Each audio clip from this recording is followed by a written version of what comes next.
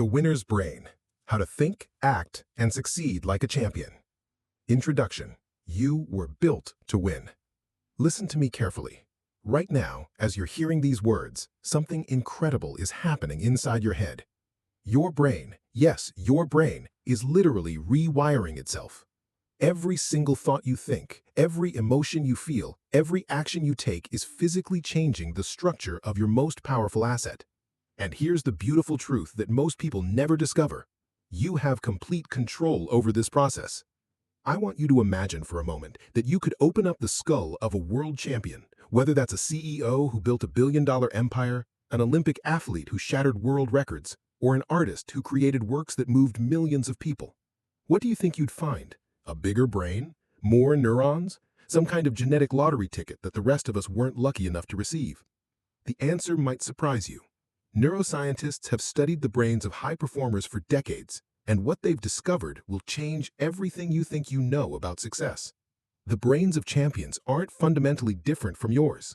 They don't have special hardware that you lack. What they have is something far more powerful and far more accessible to you right now. They have winner's software. They have programmed their minds for success through specific thought patterns, daily practices, and ways of interpreting the world that you can learn and implement starting today. The difference between you and the person you admire most isn't talent, luck, or circumstances. It's the software running between your ears. Think about that for a second. Every single limitation you've accepted about yourself, every time you've said, "I'm just not the type of person who," every dream you've put on the back burner because you didn't think you had what it takes, all of that is simply outdated programming. And here's the incredible news that modern neuroscience has given us. You can rewrite that code.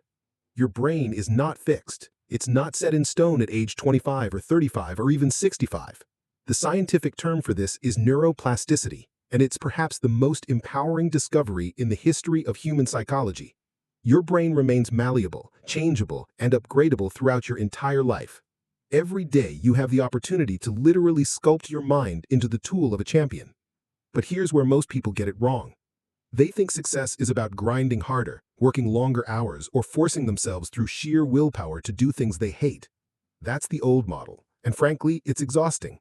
The new model, the model that neuroscience supports, is about working with your brain's natural learning systems to make success feel inevitable rather than impossible.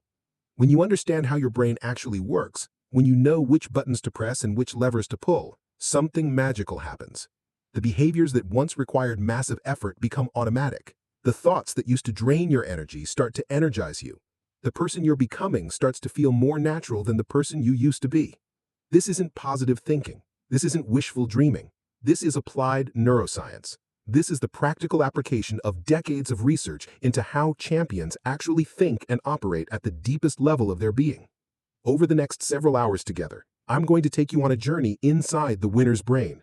We're going to explore exactly how the most successful people on the planet have programmed themselves for greatness, and more importantly, how you can do the same. We'll dive deep into the neuroscience of confidence, the psychology of focus, the biology of persistence, and the brain chemistry of peak performance. But this isn't just about understanding. This is about transformation. Every concept we explore, every insight we uncover, every principle we discuss is designed to be immediately actionable in your life. You're not just learning about the winner's brain, you're developing one. Some of what we'll discover together might challenge beliefs you've held for years. That's good. Growth requires the courage to question what you think you know about yourself and what's possible for your life. Other insights might feel like puzzle pieces clicking into place, explaining patterns you've noticed but never fully understood. That's good too. Recognition is the first step towards mastery. Here's what I want you to understand as we begin. You already have everything you need to succeed. Not in some vague inspirational sense, but in a literal neurobiological sense. Your brain contains approximately 86 billion neurons, each capable of forming thousands of connections with other neurons. The computational power sitting between your ears exceeds that of any computer ever built. You're already equipped with the hardware for greatness. What we're going to do together is install the software. We're going to reprogram your mental operating system to run on champion-level code.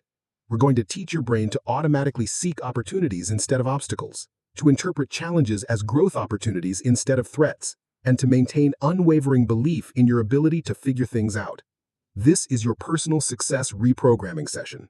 Not a temporary motivation boost that fades by next week, but a fundamental rewiring of how you think, feel, and operate in the world. By the time we're finished, you won't need to remind yourself to think like a winner. You will be thinking like a winner because that's who you'll have become at the deepest neural level. The journey we're about to embark on together has been traveled by every great achiever in human history. They may not have known the scientific terms for what they were doing, but they were doing it nonetheless. They were systematically programming their minds for success through specific practices and ways of thinking that we now understand at the level of brain chemistry and neural networks. The only difference is that now we have the research to explain exactly why these methods work and how to apply them more effectively than ever before. We can be more strategic, more intentional, and more precise in our approach to mental mastery than any generation before us.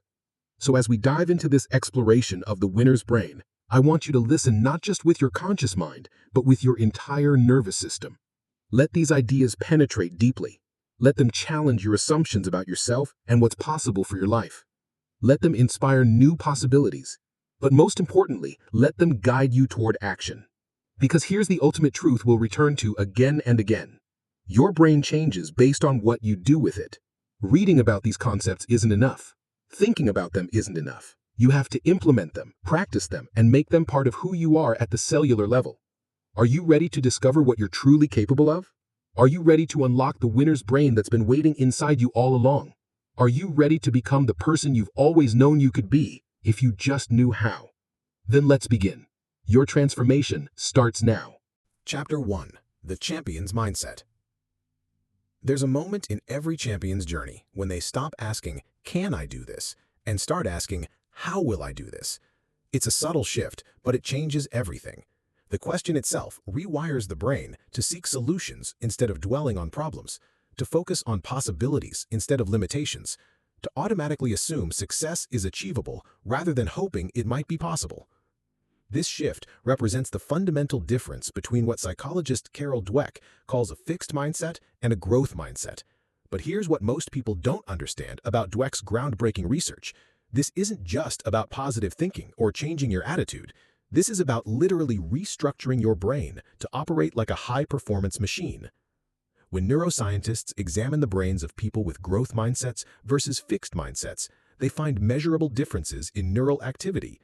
People with growth mindsets show increased electrical activity in the brain regions associated with error detection and learning. Their brains are literally more alert to opportunities for improvement and more responsive to feedback. They've unconsciously trained their neural networks to treat challenges as data rather than verdicts.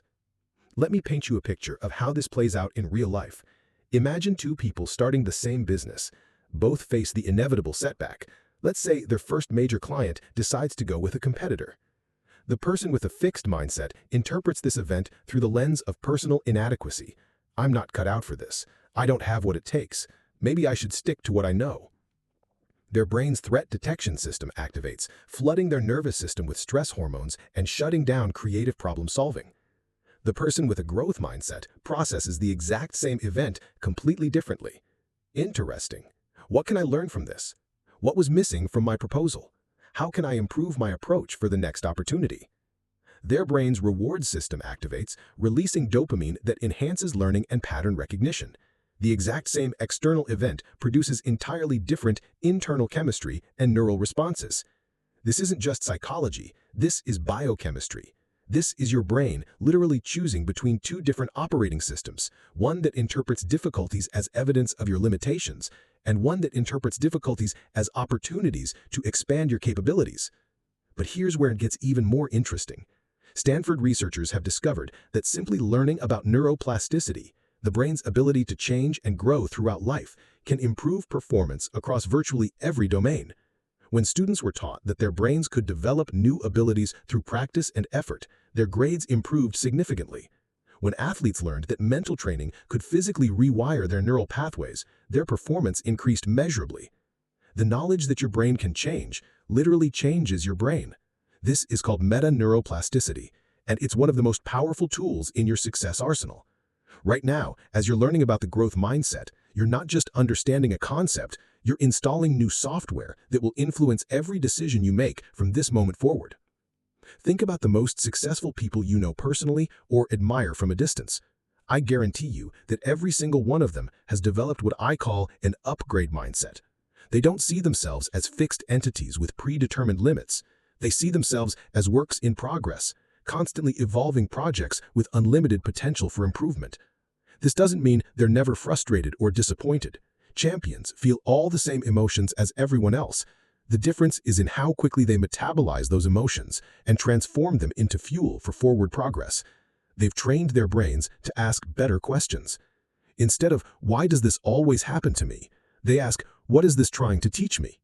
Instead of, "I'm terrible at this," they think, "I'm not good at this yet." Instead of, "This is too hard," they wonder, "What resources do I need to make this easier?" Notice the word trained in that last paragraph. This isn't about natural talent or genetic gifts. This is about deliberate practice at the level of thought. Champions don't accidentally develop better mental habits. They systematically program their minds through repetition and consistency. Your brain operates according to a simple principle. Whatever you do most, you get better at. If you practice focusing on problems, you'll become an expert problem finder. If you practice focusing on solutions, you'll become an expert solution finder.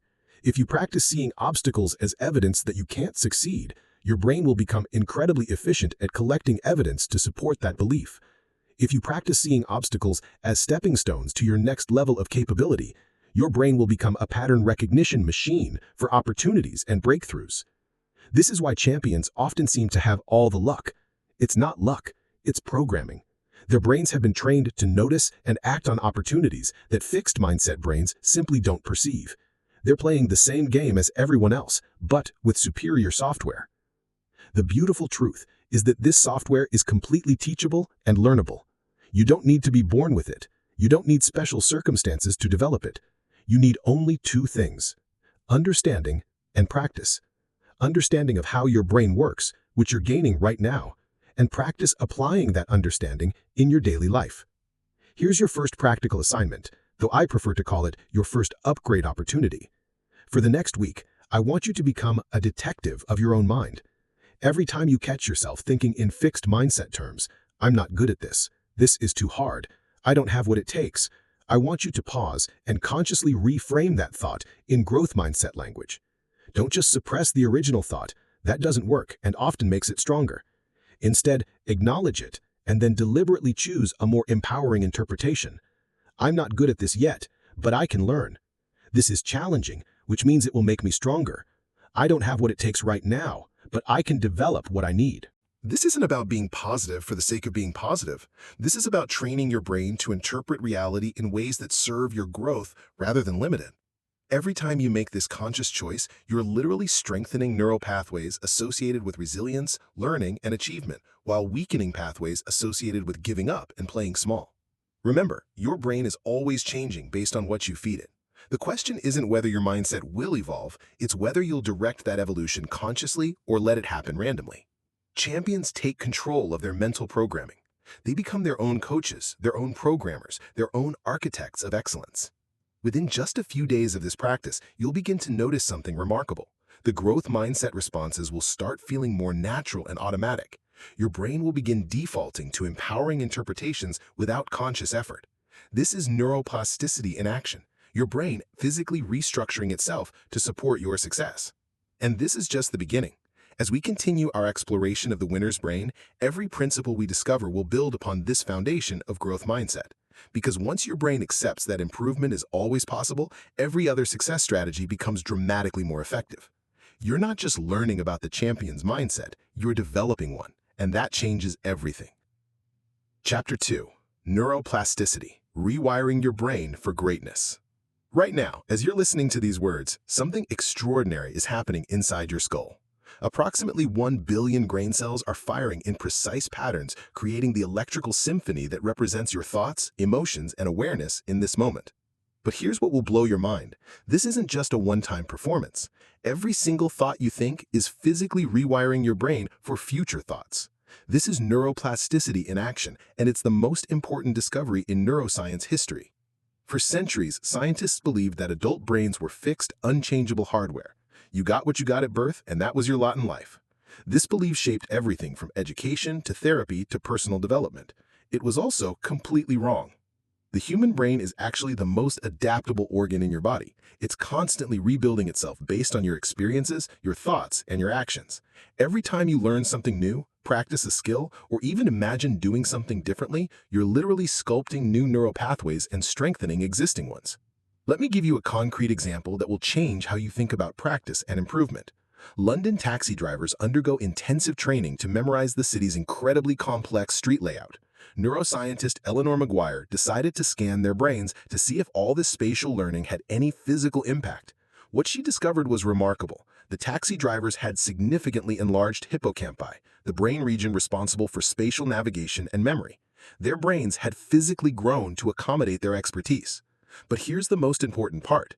When some of these taxi drivers retired and stopped using their navigational skills daily, their hippocampi actually shrank back toward normal size. Use it or lose it isn't just a saying, it's a fundamental principle of brain biology. Your neural real estate is constantly being allocated and reallocated based on what you do most often. Think about what this means for your potential. Every skill you've ever wanted to develop, every habit you've ever wanted to build, every way of thinking you've ever wanted to adopt, all of it is physically possible because your brain can literally rewire itself to support these changes. The question isn't whether you can change. The question is how intentional you're willing to be about directing that change. This is where most people get tripped up. They think neuroplasticity means change should be easy and automatic. They try something new for a few days or weeks, don't see dramatic results, and conclude that they're not capable of transformation. But they're misunderstanding how the process actually works. Neuroplasticity operates on what neuroscientists call the Hebbian principle. Neurons that fire together, wire together. Every time you repeat a thought pattern, emotional response, or behavior, you're strengthening the neural networks that support that pattern. Initially, these new networks are fragile and easily overridden by your existing well-established patterns, but with consistent repetition, the new networks become stronger and more automatic. Here's a practical example that will help you understand the timeline. When you first start learning to play piano, every note requires conscious attention and effort. Your brain is building entirely new neural pathways connecting your visual processing, reading music, motor control, finger movements, and auditory processing, hearing the results. These pathways are weak and inefficient at first, which is why everything feels difficult and awkward. But with practice, something remarkable happens. The neural pathways strengthen and develop what scientists call myelin sheaths, fatty tissue that insulates the connections and allows signals to travel up to 100 times faster. After enough repetition, playing piano shifts from a conscious, effortful process to an automatic, unconscious one. Your brain has literally rewired itself to support this new capability. The same process applies to every aspect of success and personal development. Confidence isn't a fixed trait, it's a neural network that strengthens with practice. Focus isn't something you either have or don't have, it's a skill that physically changes your brain structure as you develop it. Persistence isn't about willpower, it's about building neural highways that make continuing feel more natural than quitting. But here's where champions separate themselves from everyone else. They understand that neuroplasticity works in both directions. Every time you practice limiting thoughts, you're literally strengthening neural networks of limitation. Every time you rehearse failure scenarios in your mind, you're building brain circuitry that makes failure more likely. Every time you focus on what's wrong or missing or impossible, you're physically programming your brain to notice more of the same. This is why positive thinking by itself often fails. If you're consciously thinking positive thoughts while unconsciously running negative mental movies, you're essentially trying to install new software while the old software continues running in the background. The unconscious patterns usually win because they've had more repetition and are physically stronger in your brain. Effective neuroplasticity requires what I call integrated rewiring, consciously aligning your thoughts, emotions, visualizations, and actions around the identity and capabilities you want to develop. This creates coherent neural patterns that reinforce each other rather than competing for mental resources. Let me share with you the most powerful neuroplasticity technique I've ever discovered. It's based on research from the University of Chicago showing that mental rehearsal can create nearly the same brain changes as actual physical practice. Dr. Alvaro Pascual-Leon had participants either physically practice a piano sequence or just imagine practicing it. Brain scans revealed that both groups developed similar changes in their motor cortex. The mental practice group literally grew new neural networks without ever touching a piano. Here's how to apply this principle to accelerate your success programming. Every night before sleep, when your brain is most receptive to new programming, spend 10 minutes vividly imagining yourself operating at your next level of capability. Don't just visualize outcomes, experience the entire process. Feel yourself thinking the thoughts of your upgraded self. Experience the emotions of someone who naturally succeeds in your chosen area. See through the eyes of the person you're becoming. This isn't daydreaming or wishful thinking. This is deliberately directing your brain's neuroplasticity to build the neural infrastructure of success. You're literally rehearsing new patterns of thinking and being at the cellular level. With consistent practice, these patterns become your new default programming. The timing is crucial. During the transition between waking and sleeping, your brain naturally shifts into theta brainwave states that are optimal for neuroplastic change. This is when your conscious mind relaxes its grip and your subconscious becomes most receptive to new programming. Professional athletes have been using this window for decades to enhance performance. Now you can use it to enhance every aspect of your life. But mental rehearsal is just one tool in your neuroplasticity toolkit. Physical movement is equally important because your brain and body are interconnected systems. When you exercise, you increase production of brain-derived neurotrophic factor, BDNF, essentially fertilizer for new neural growth. This is why breakthrough insights often occur during walks, runs, or other forms of movement. You're literally creating optimal conditions for brain change. Learning new skills in completely different domains also accelerates overall neuroplasticity. When you challenge your brain with novel activities, learning a language, playing an instrument, or practicing a sport, you're strengthening your overall capacity for change and adaptation. This is why lifelong learners tend to maintain cognitive flexibility well into their later decades. The key is to understand that every moment of every day, you're either reinforcing existing neural patterns or building new ones. There's no neutral ground. Your brain is constantly adapting based on where you direct your attention and what you choose to practice. Champions make this process conscious and intentional. They become architects of their own neural architecture. Here's your neuroplasticity action plan. First, identify one specific thought pattern or behavior you want to change. Don't try to transform everything at once. Focused effort creates stronger neural changes than scattered attention. Second, design a daily practice that reinforces your desired pattern. This could be mental rehearsal, physical practice, or environmental changes that support your goal. Third, track your consistency, not your perfection. Neuroplasticity responds to frequency more than intensity. Remember, you're not trying to suppress or eliminate old patterns. You're building new ones that gradually become stronger and more automatic. Think of it like creating a new path through a forest. Initially, the old path is clear and easy to follow, while the new path is overgrown and difficult. But each time you choose the new path, it becomes a little clearer, while the old path becomes a little more overgrown. Within 30 days of consistent practice, you'll begin noticing significant changes in your automatic responses and default patterns. Within 90 days, the new patterns will feel natural and effortless. Your brain will have literally rewired itself to support your success. This is the power of conscious neuroplasticity. This is how you become the architect of your own mind. This is how you transform from someone who occasionally succeeds to someone who automatically succeeds, because success has become your brain's default programming. Your brain is ready to be rewired. The question is, what program are you going to install? Chapter 3. The Inner Game of Confidence. Confidence isn't what most people think it is. It's not positive thinking, fake it till you make it bravado, or some kind of genetic lottery that you either win or lose. Confidence is a specific neurological state that can be developed, strengthened, and made automatic through understanding and practice. When you truly grasp what's happening in your brain during moments of genuine confidence, you'll never again accept the limiting story that you're just not a confident person. Dr. Ian Robertson, one of the world's leading neuroscientists studying confidence, made a remarkable discovery. He found that confidence produces measurable changes in brain chemistry that directly impact performance. When you feel genuinely confident, your brain increases production of noradrenaline, a neurotransmitter that sharpens focus, enhances memory, and improves decision-making speed. Confident people literally think faster and more clearly than people in states of self-doubt. But here's where it gets fascinating. The relationship between confidence and performance creates what neuroscientists call a positive feedback loop. Higher confidence improves performance, which increases confidence, which further improves performance. This is why champions often seem to operate in a completely different universe. They've entered an upward spiral where success breeds more success at the level of brain chemistry. The flip side is equally true. Self-doubt triggers the release of cortisol, a stress hormone that impairs memory, slows reaction time, and literally shrinks the brain regions responsible for executive function and creative thinking. People in states of chronic self-doubt aren't just thinking negative thoughts, they're operating with compromised neurological hardware. This explains why the same person can perform brilliantly in one context and poorly in another. It's not about inherent ability, it's about the neurological state they bring to each situation. Change the state, change the performance.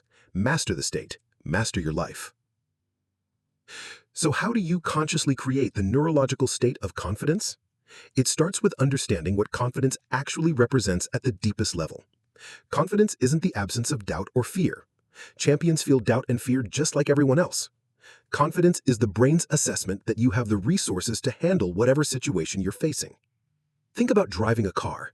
If you've been driving for years, you feel confident behind the wheel not because nothing could go wrong, but because your brain has cataloged thousands of successful driving experiences.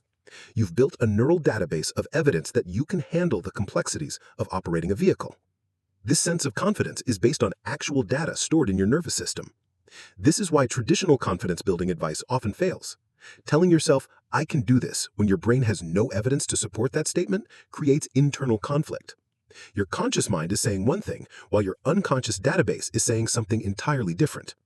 The unconscious usually wins because it's backed by neural networks strengthened through repetition. Effective confidence building requires what I call evidence-based programming. You need to systematically provide your brain with data that supports your desired self-image. This happens through a combination of small wins, skill development, and mental rehearsal. Let's start with small wins. Your brain's confidence algorithms are constantly scanning for evidence of your competence.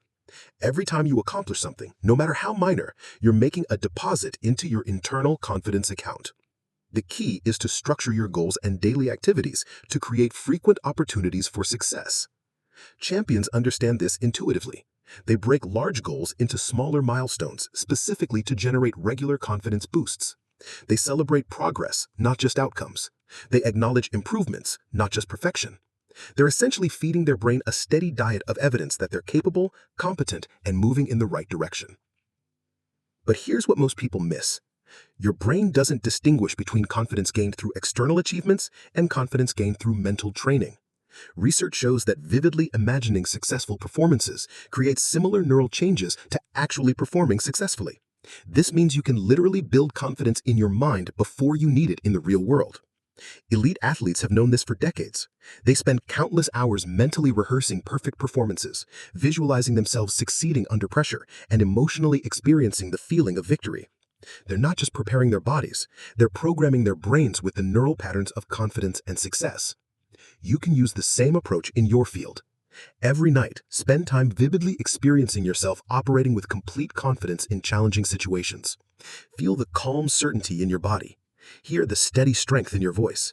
See the positive responses from others. Experience the satisfaction of handling difficulties with grace and skill. This isn't positive thinking. This is confidence conditioning. You're literally training your brain to associate challenging situations with feelings of capability rather than inadequacy.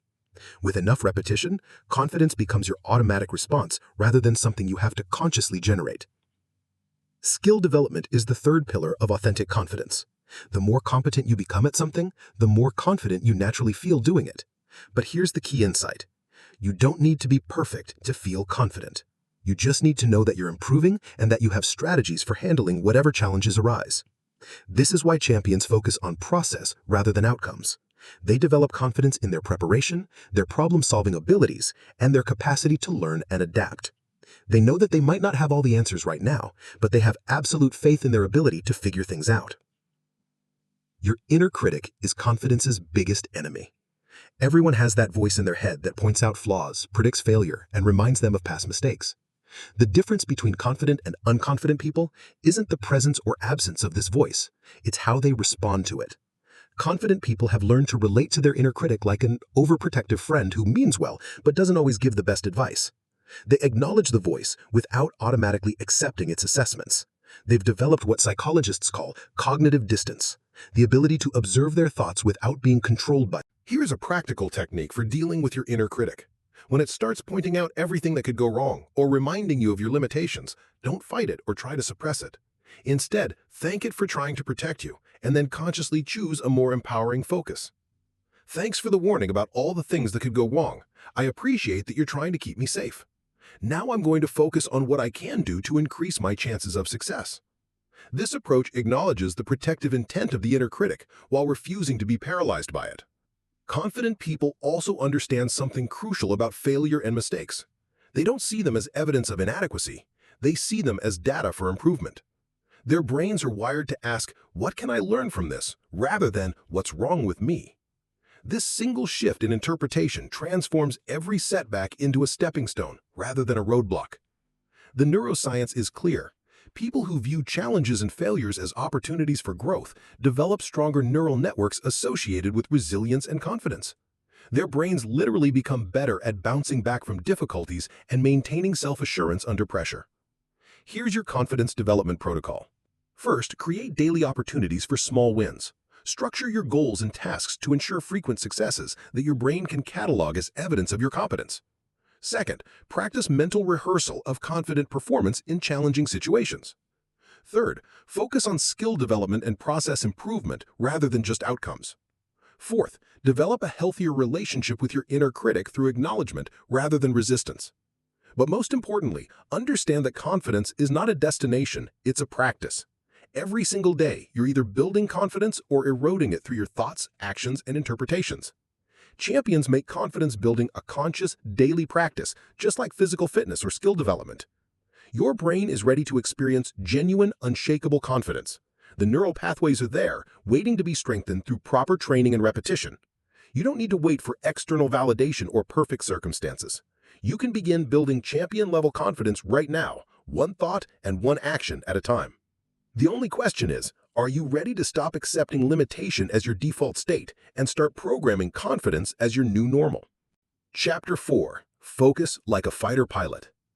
In the high-stakes world of aerial combat, a fighter pilot's life depends on one crucial ability: maintaining perfect focus while managing information overload in an environment designed to kill them. They're tracking multiple targets, monitoring dozens of instruments, communicating with ground control, and making split-second decisions that determine survival, all while traveling at speeds that would terrify most people on the ground. Yet somehow, elite fighter pilots operate with crystalline clarity and precision in these extreme conditions. They've trained their brains to achieve what neuroscientists call effortless attention, a state where intense focus feels natural rather than draining.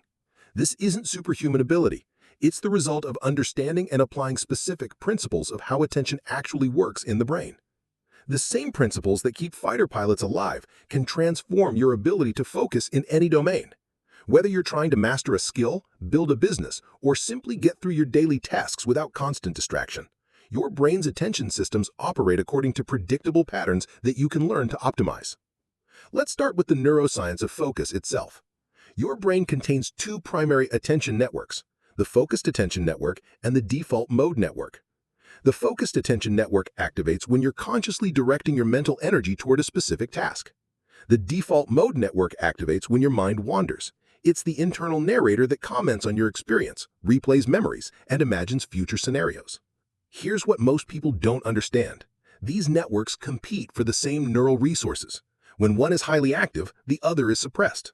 This is why you can't simultaneously focus intensely on a task and listen to the constant chatter in your head. The challenge is that the default mode network is often stronger because it's had more practice. Most people spend more time in mental wandering than in focused attention. Champions reverse this pattern. They systematically strengthen their focused attention network through what neuroscientists call attention training. Just like building physical muscle through progressive resistance, you can build your focus muscle through progressive mental challenges that require sustained concentration. But here's where most focus training goes wrong. People try to achieve perfect focus through sheer willpower, essentially trying to force their brains into submission. This approach is exhausting and ultimately counterproductive because it triggers stress responses that actually impair concentration. Elite performers use a completely different approach based on understanding how attention naturally operates in the brain. The key insight comes from studying flow states, those magical moments when you become completely absorbed in an activity and time seems to stop. During flow, people report effortless concentration and peak performance. Brain scans during flow states reveal something fascinating. certain brain regions actually become less active, not more active. Specifically, the areas responsible for self-criticism and overthinking quiet down, allowing pure focus to emerge naturally. This is called transient hypofrontality, a temporary downregulation of the prefrontal cortex that stops the internal dialogue and allows complete absorption in the present moment. You can't force this state, but you can create conditions that make it more likely to occur. Flow states emerge when three conditions are met. The challenge level matches your skill level. You have clear goals and you receive immediate feedback. When these elements align, your brain naturally enters a state of effortless focus. This is why video games are so compelling. They're essentially flow state generators that provide perfectly calibrated challenges with instant feedback. You can create similar conditions in any area of your life. The secret is to structure your activities with progressive difficulty levels that keep you engaged without overwhelming you. Clear objectives that your brain can lock onto, and ways to measure progress in real time. Let's talk about the role of dopamine in focus and attention. Dopamine isn't actually a pleasure chemical as commonly believed. It's an anticipation and motivation chemical. Your brain releases dopamine not when you achieve a goal, but when you anticipate achieving it. This is why slot machines are so addictive. The anticipation of a potential win triggers dopamine release that keeps people pulling the lever. Champions harness this natural brain chemistry by structuring their goals to maintain optimal dopamine levels. They break large objectives into smaller milestones that provide regular anticipation and achievement cycles. They celebrate progress, not just completion. They maintain what researchers call optimal challenge, tasks that are difficult enough to be engaging but achievable enough to maintain confidence. Modern technology presents unprecedented challenges to sustained attention. Your smartphone is essentially a dopamine delivery device designed by teams of neuroscientists and behavioral economists to capture and hold your attention. Every notification, like, and message provides a small hit of dopamine that makes your brain crave more stimulation. The average person checks their phone over 2,600 times per day and is interrupted by notifications every 6 minutes. Each interruption doesn't just steal a moment of attention, it triggers what researchers call attention residue. Part of your focus remains stuck on the interruption even after you return to your primary task. It can take over 20 minutes to fully recover deep focus after a significant interruption. Elite performers understand that attention is their most valuable resource, and they protect it like fighter pilots protect their aircraft. They create what I call focus fortresses, environments specifically designed to eliminate distractions and support deep work. They use technology intentionally rather than reactively. They batch similar tasks to minimize attention switching costs. Here's a practical protocol for developing fighter pilot level focus. Start with what I call attention training sessions, periods of deliberately sustained focus on a single task. Begin with 15-minute sessions and gradually increase the duration as your focus muscle strengthens. During these sessions, eliminate all potential distractions. Phone in another room, notifications off, single tasking only. The key is consistency rather than intensity. It's better to have 15 minutes of genuine focus than an hour of divided attention. Your brain will gradually adapt to these periods of sustained concentration, and what initially feels difficult will become natural and automatic. Meditation is perhaps the most powerful tool for developing focus, because it's essentially attention training in its purest form. When you meditate, you're practicing the fundamental skill of noticing when your mind wanders and gently bringing it back to your chosen focus point. This is the same skill that underlies all forms of concentration. Research shows that just 8 weeks of regular meditation physically changes brain structure, increasing gray matter density in areas associated with attention and decreasing activity in the default mode network. You're literally rewiring your brain for better focus through consistent practice. But meditation doesn't have to involve sitting cross-legged on a cushion. Any activity that requires sustained attention can serve as meditation if you approach them with full presence and concentration. Physical fitness directly impacts mental focus. When you exercise, you increase production of brain-derived neurotrophic factor, or BDNF, which promotes the growth of new neurons and strengthens existing neural connections. Aerobic exercise particularly benefits the prefrontal cortex, the brain region most responsible for sustained attention. Elite athletes and high performers almost universally maintain rigorous fitness routines, not just for physical performance, but for cognitive enhancement. They understand that a strong body supports a focused mind. Sleep is another critical factor in attention and focus. During sleep, your brain clears metabolic waste, consolidates memories, and restores neurotransmitter levels. Just one night of poor sleep can impair focus and decision-making for days. Champion-level performers prioritize sleep as seriously as they prioritize training because they know that rest is where performance is actually built. Here's your focus development system. First, identify your peak focus hours, the times of day when concentration feels most natural and effortless. Schedule your most important work during these windows. Second, create environmental conditions that support deep focus. Minimize distractions, optimal lighting and temperature, and all necessary resources within reach. Third, use the Pomodoro technique or similar time-blocking methods to create structured focus sessions with built-in breaks. Fourth, develop what I call attention anchors, specific cues that signal to your brain that it's time to focus. This could be a particular piece of music, a specific location, or a brief ritual that transitions you into deep work mode. Your brain will learn to associate these anchors with focused states, making concentration easier to access on command. Finally, track your progress in developing focus just like you would track progress in physical fitness. Notice how long you can maintain concentration before your mind wanders. Celebrate improvements in your ability to sustain attention.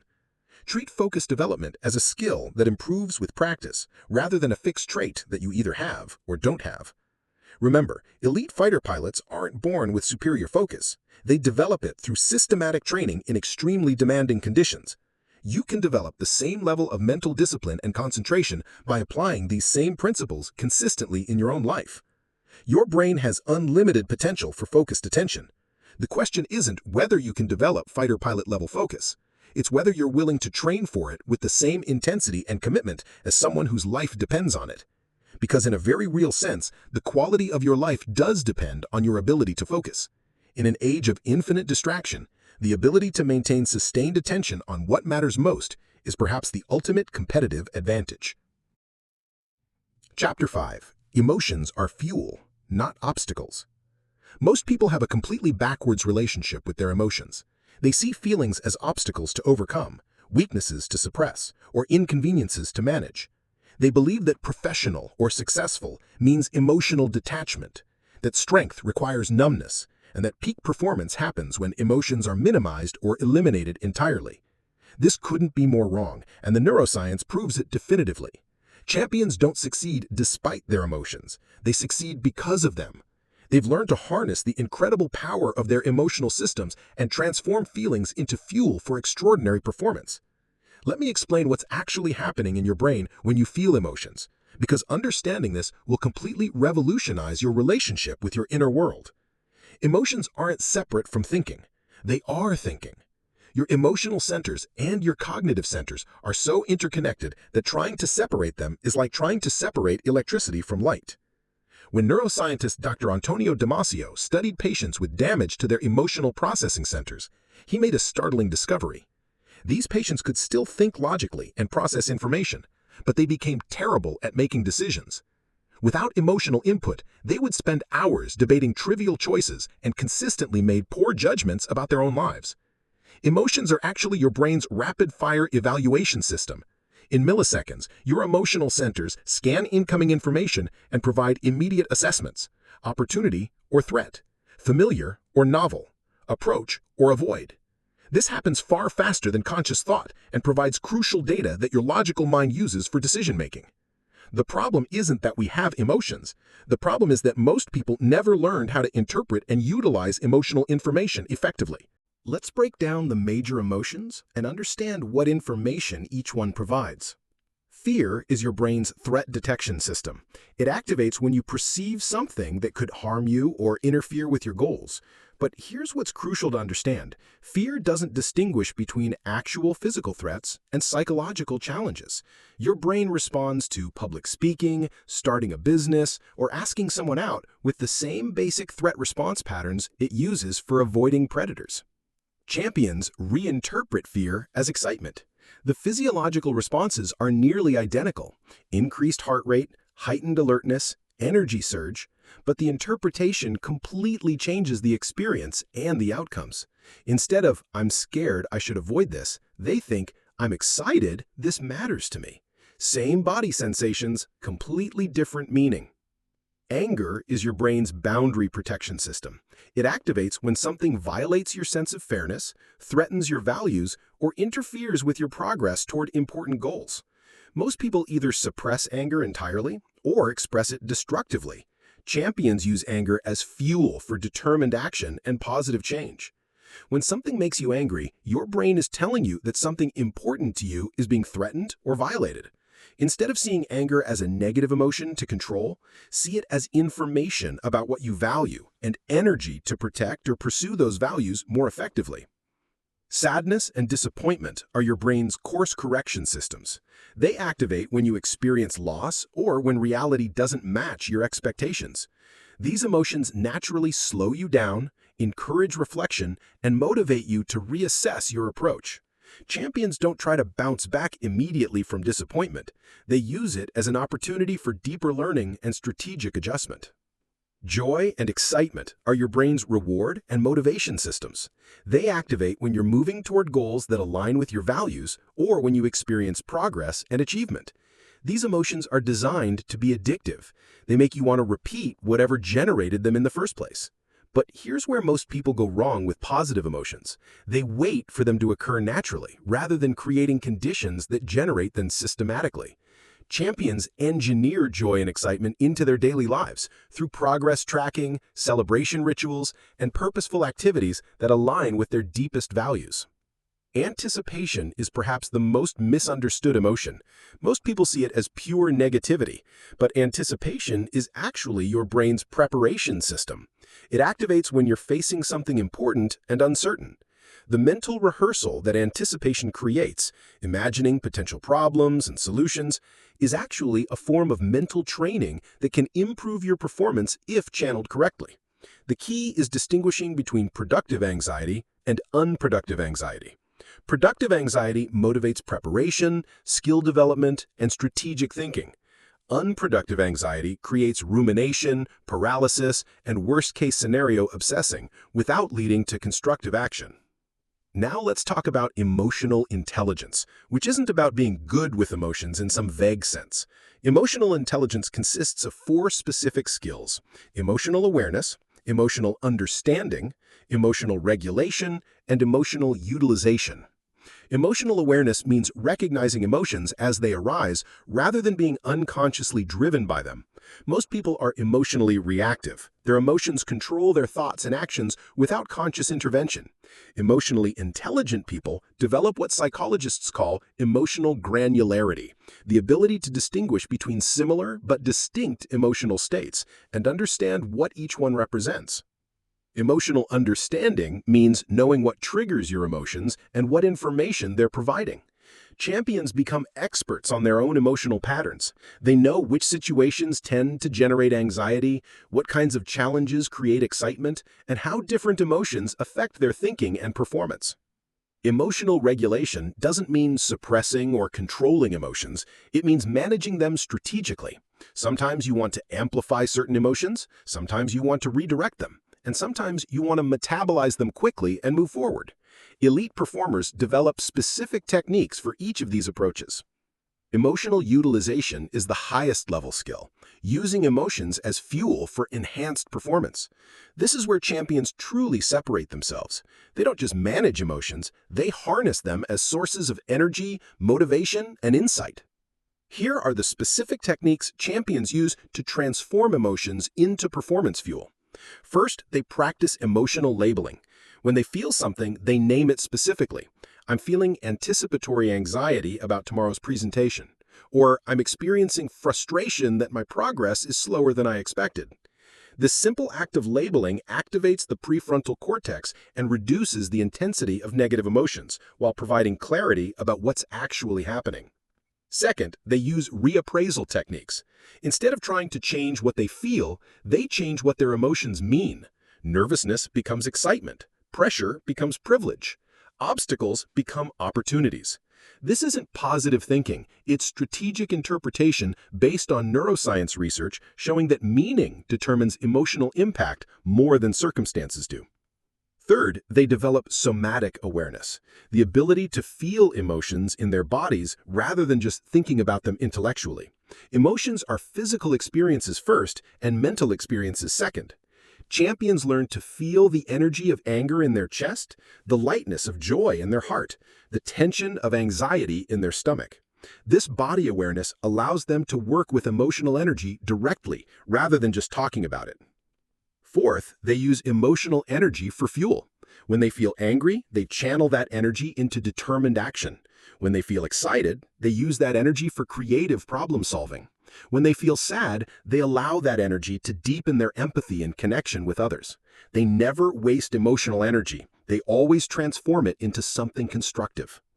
Fifth, they create emotional rituals, specific practices that generate desired emotional states on command. This could be music that creates motivation, visualization that generates confidence, or physical movement that shifts energy. They understand that emotions can be cultivated and directed rather than just experienced randomly. Here is your emotion mastery protocol. For the next week, become a scientist of your own emotional experience. Every time you feel a strong emotion, pause and ask 3 questions. What am I feeling specifically? What information is this emotion providing? And how can I use this energy constructively? Don't judge your emotions as good or bad, right or wrong. See them as data and energy that your brain is providing for specific purposes. Notice how different interpretations of the same emotional experience create completely different outcomes. Practice the reappraisal technique. When you feel nervous, tell yourself, I'm excited. When you feel pressure, tell yourself, this is important to me. When you face obstacles, tell yourself, this will make me stronger. Pay attention to how these simple shifts in interpretation change both your experience and your performance. Most importantly, start seeing yourself as someone who is powered by emotions rather than hindered by them. Your emotional system is one of the most sophisticated feedback and energy systems ever created. Champions don't succeed by shutting it down, they succeed by turning it up and learning to use it masterfully. Your emotions aren't obstacles to overcome. They're superpowers waiting to be unleashed. The question isn't whether you should feel deeply, it's whether you'll learn to channel that depth into extraordinary performance and fulfillment. Chapter 6. Daily Routines of Mental Titans. Every morning at 4:30 a.m., while most of the world sleeps, a remarkable transformation begins in the minds of champions. They don't start their day by checking emails or social media. They don't grab coffee and hope for the best. They begin with specific, scientifically designed rituals that literally program their brains for success before they encounter a single challenge or distraction. This isn't about being a morning person or having more willpower than everyone else. This is about understanding a fundamental principle of neuroscience. Your brain is most malleable and programmable during specific windows of time, and champions systematically exploit these windows to install superior mental software. The transition between sleep and waking represents one of the most powerful neuroplasticity opportunities your brain offers. During these liminal moments, your brain waves naturally shift through patterns that make you exceptionally receptive to new programming. Your conscious mind hasn't yet activated its filtering systems, which means positive suggestions and visualizations can penetrate directly into your subconscious operating system. This is why morning routines aren't just feel-good productivity hacks. They're precision tools for brain programming. Every habit you perform in the first hour after waking is essentially writing code into your mental operating system that will run automatically throughout the day. Let me break down the specific elements that make morning routines so neurologically powerful, and then show you how to design your own champion-level programming sequence. First, let's talk about what happens in your brain during the first 60 minutes after you wake up. Your cortisol levels naturally peak, providing alertness and energy. Your prefrontal cortex, the region responsible for planning and decision-making, comes online gradually. Your default mode network is relatively quiet, which means your internal chatter hasn't yet ramped up to full volume. This creates a unique neurological environment where new patterns can be installed with minimal resistance. Champions understand that the first input your brain receives each morning sets the tone for everything that follows. If you grab your phone and immediately flood your mind with other people's thoughts, problems, and agendas, you're essentially programming your brain to be reactive rather than proactive throughout the day. If you begin with intentional practices that align with your goals and values, you're programming your brain for purposeful, directed action. The most powerful morning routine element is what I call identity activation. This is the practice of consciously stepping into the identity of the person you're becoming rather than defaulting to the identity of the person you've been. Champions don't just think about their goals, they embody the version of themselves that has already achieved those goals. Here's how this works practically. Instead of thinking, I want to be confident, you spend time each morning feeling and acting as if you're already a confident person. Instead of hoping, I'll be successful someday, you practice thinking, feeling, and behaving like someone who naturally succeeds. You're not pretending or being fake, you're activating neural networks that support your desired identity and strengthening them through repetition. The visualization component is crucial, but most people do it wrong. They focus only on end results, seeing themselves receiving awards, earning money, or achieving recognition. While this can be motivating, it doesn't provide your brain with the specific programming it needs to create those results. Effective visualization involves mental rehearsal of the process, not just the outcomes. Champions spend time each morning vividly experiencing themselves performing at their peak level. They feel themselves staying calm under pressure, making great decisions, solving problems creatively, and maintaining focus despite distractions. They're literally practicing success at the neural level before they need to perform it in the real world. The key is engaging all your senses and emotions during these mental rehearsals. Your brain doesn't distinguish clearly between vividly imagined experiences and actual experiences. When you see, hear, feel, and emotionally experience success in your mind, you're building the same neural pathways that would be built through actual successful performance. Physical movement is another essential element because your brain and body are interconnected systems. When you move your body, you increase blood flow to the brain, boost production of neurotransmitters like dopamine and norepinephrine, and activate neural pathways associated with motivation and alertness. Champions often begin their day with some form of physical activation, whether it's a full workout, a brief walk, stretching, or even dancing to favorite music. The specific activity matters less than the intention to activate your physiology and generate energy that will sustain you throughout the day. Journaling provides another layer of brain programming because writing engages different neural networks than just thinking. When you write about your goals, your gratitude, or your intentions for the day, you're processing these concepts through multiple brain regions simultaneously, which strengthens the associated neural pathways. But here's what makes champion-level journaling different than typical gratitude practices. They write from the future. Instead of just recording what they're grateful for in their current situation, they write gratitude entries as if they've already achieved their major goals. I'm so grateful for the impact my business has on thousands of people. Or, I'm thankful for the strength and health that allows me to perform at my peak level. This isn't delusion, it's advanced neuroplasticity. You're literally programming your brain to expect and work towards these future realities by experiencing the emotions associated with them in the present moment. The meditation or mindfulness component serves a specific neurological function. It strengthens your prefrontal cortex while quieting your amygdala. Regular meditation practice increases gray matter density in brain regions associated with attention, emotional regulation, and self-awareness, while decreasing activity in areas associated with stress and reactivity. You don't need to meditate for hours. Even 5 to 10 minutes of focused attention, whether on your breath, a mantra, or simply observing your thoughts without judgment, provides significant neurological benefits. The key is consistency rather than duration. Now let's design your personalized champion-level morning routine. The total sequence should take between 15 and 60 minutes depending on your schedule and preferences. Remember, consistency matters more than perfection. It's better to have a 15-minute routine that you do daily than a 60-minute routine that you do occasionally. Start with identity activation. Spend 2 to 3 minutes consciously stepping into the version of yourself that naturally succeeds in your chosen field. Feel how this version of you stands, breathes, and moves through the world. Experience the quiet confidence and certainty that comes from knowing you have what it takes to achieve your goals. Next, engage in process visualization. For 5 to 10 minutes, vividly imagine yourself performing at your peak level in challenging situations. See yourself staying calm under pressure, making brilliant decisions, and maintaining focus despite distractions. Engage all your senses and feel the emotions of success, satisfaction, and flow. Add a form of physical activation. This could be a full workout, yoga, a walk, or even energetic stretching. The goal is to activate your physiology and generate energy that will sustain you throughout the day. Add a journaling component where you write from your future self. Describe your gratitude for goals already achieved and record your intentions for the day from the perspective of someone who naturally succeeds.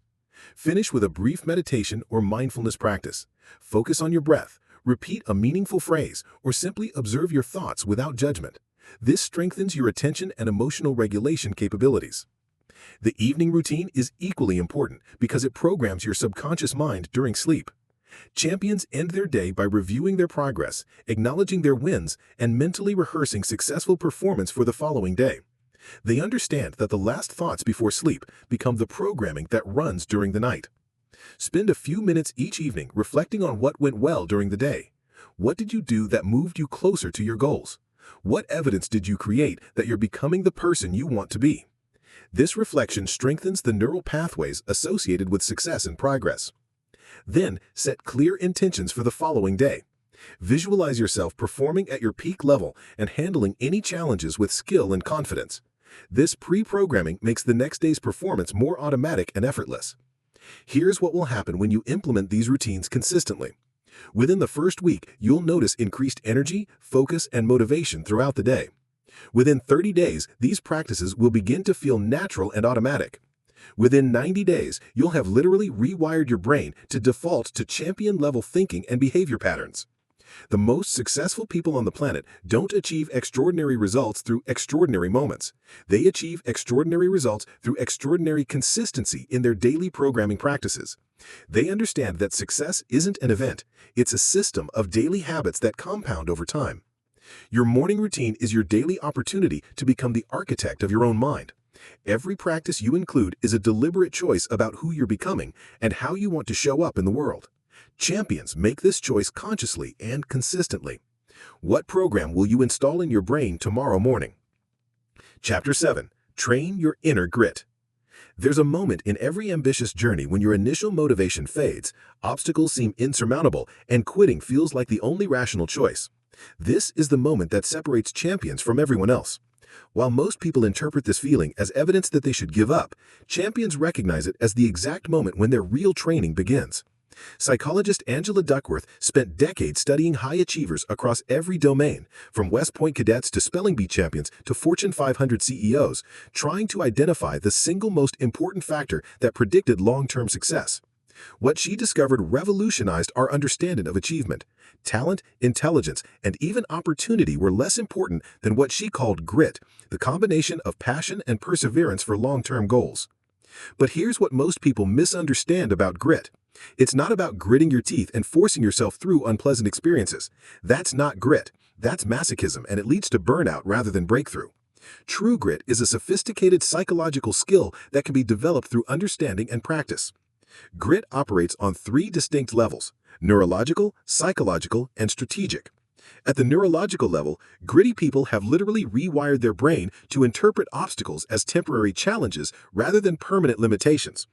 At the psychological level, they've developed what researchers call explanatory style, the ability to frame setbacks in ways that maintain motivation rather than destroy it. At the strategic level, they've learned to structure their goals and activities to sustain long-term effort without depleting their willpower. Let's start with the neuroscience of persistence. When you encounter obstacles or experience failure, your brain's threat detection system activates. This triggers the release of stress hormones that can either energize you for problem solving or overwhelm you into giving up. The difference depends entirely on how your brain has been trained to interpret challenging situations. In people with low grit, obstacles trigger what neuroscientists call learned helplessness, a mental state where the brain concludes that effort is futile and gives up trying to solve problems. This isn't a character flaw, it's a learned response that develops when people repeatedly experience situations where their efforts don't produce desired results. But here's the incredible news. Learned helplessness can be completely reversed through a process called learned optimism. By consciously changing how you interpret setbacks and challenges, you can literally rewire your brain to maintain motivation and problem-solving capacity even in difficult circumstances.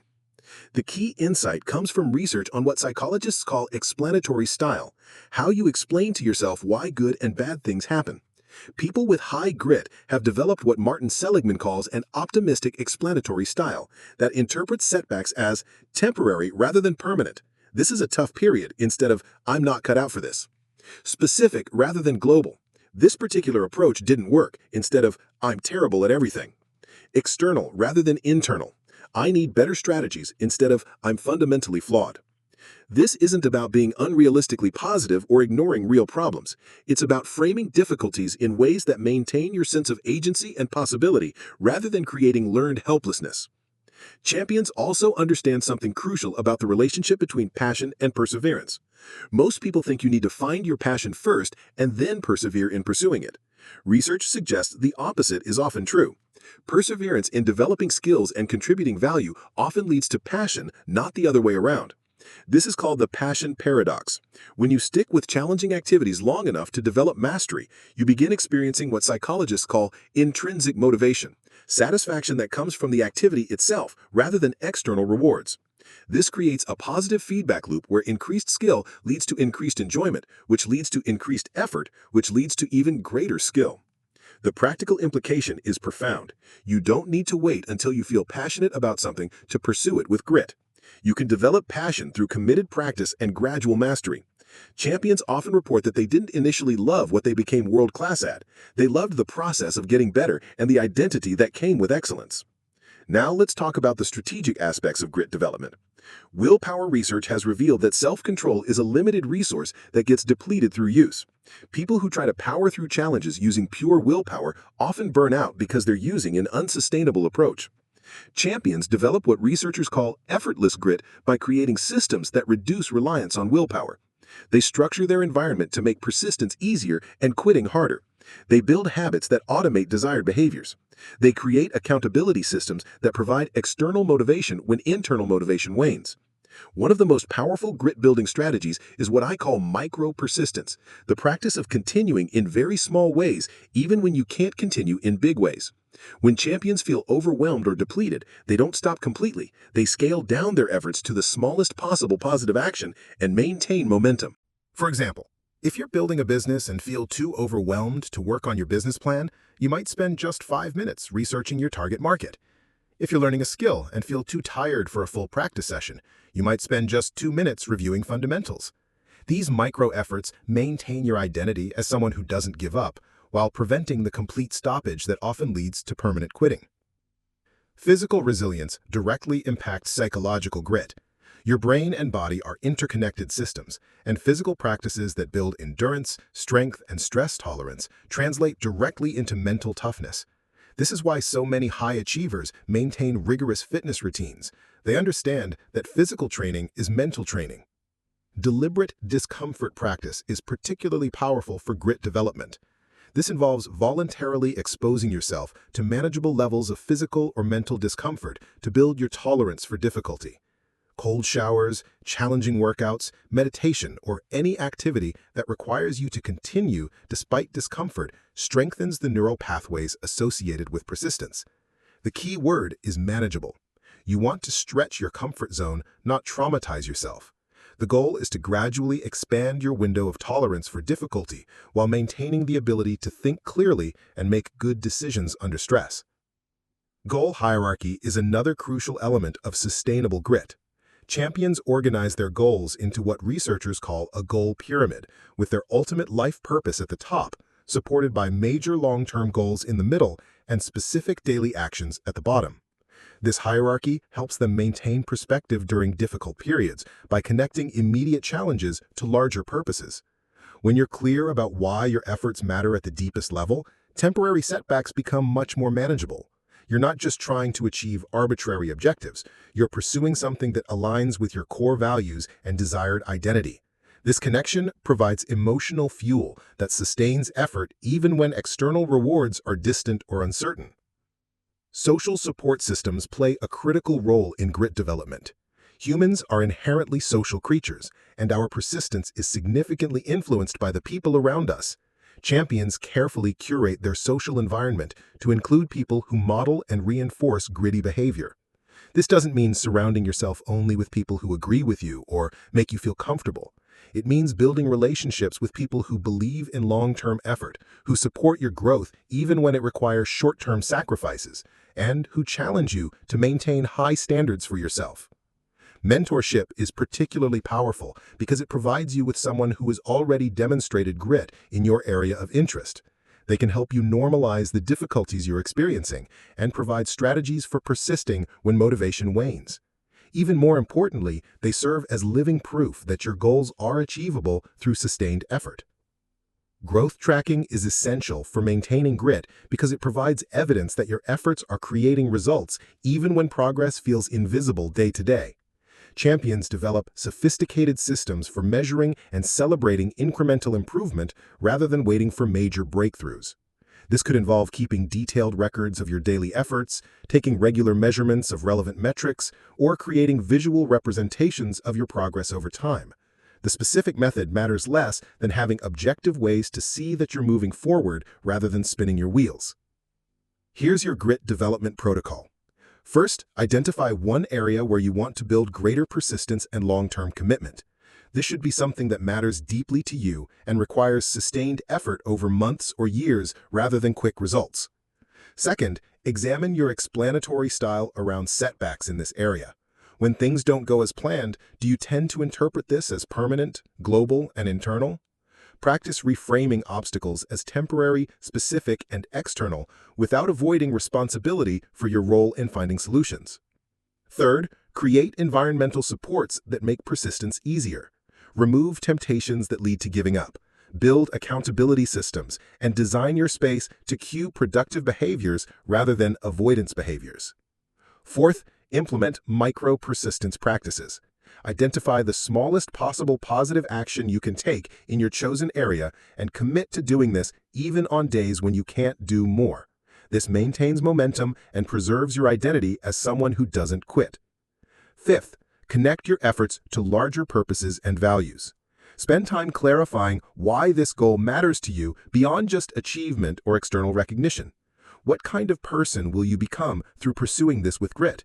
How will your persistence serve others or contribute to something meaningful?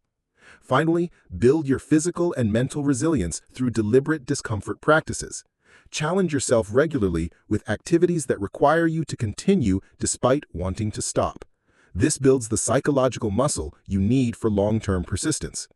Remember, grit isn't about making everything harder than it needs to be. It's about developing the capacity to persist intelligently when persistence serves your larger purposes. It's about building the mental and emotional resources to continue growing when others quit. It's about becoming someone who finishes what they start because finishing is part of who they are. Your dreams aren't too big. Your timeline isn't too long. Your obstacles aren't too difficult. You just need to develop the level of grit that matches the magnitude of what you're pursuing. The question isn't whether you have what it takes to persist. The question is whether you'll train the persistence that's already within you. Chapter 8. Decision-Making Under Pressure. It's 3 a.m. and a surgeon's hands remain perfectly steady as she performs a complex procedure that will determine whether her patient lives or dies. In a corporate boardroom, a CEO calmly navigates a hostile takeover attempt that could destroy the company he spent decades building. On a battlefield, a military commander processes multiple streams of critical information and makes split-second decisions that affect the lives of hundreds of people under his command. What separates these individuals from people who freeze, panic, or make poor choices under pressure? It's not that they don't feel stress. Neuroscientific studies show that high performers experience the same physiological stress responses as everyone else. The difference is in how their brains have been trained to process and utilize stress rather than be overwhelmed by it. Understanding the neuroscience of decision-making under pressure is crucial because life's most important decisions rarely occur in calm, comfortable environments. Career opportunities emerge when you least expect them. Relationships require difficult conversations at inconvenient moments.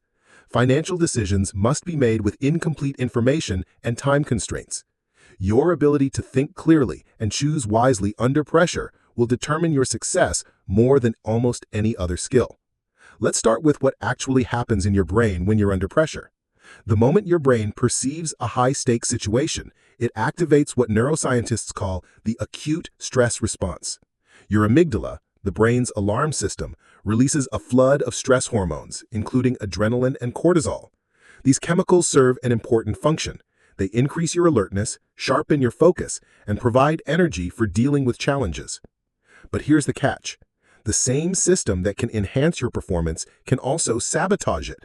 When stress hormone levels exceed optimal ranges, they begin to impair the prefrontal cortex, the brain region responsible for executive functions like planning, reasoning, and impulse control. This is why people often make decisions under pressure that they later regret, even when they're normally intelligent and thoughtful.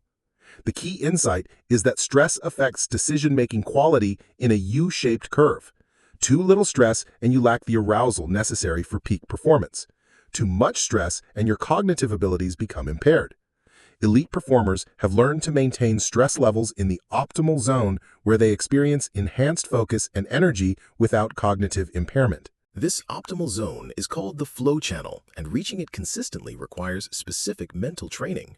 Champions don't try to eliminate stress, they learn to calibrate it. They understand that pressure is information about the importance of the situation, not a signal that they should panic or avoid making decisions. One of the most powerful techniques for maintaining cognitive clarity under pressure is what psychologists call cognitive reappraisal. This involves consciously changing how you interpret the meaning of stressful situations. Instead of seeing pressure as a threat to avoid, you reframe it as a challenge to embrace. Instead of interpreting stress as evidence that something is wrong, you interpret it as evidence that something is important.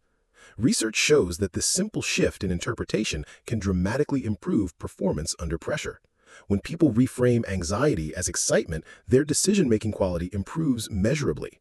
The physiological response is nearly identical: increased heart rate, heightened alertness, energy surge, but the meaning assigned to these sensations completely changes their impact on performance. Elite decision-makers also develop what researchers call attentional control under pressure.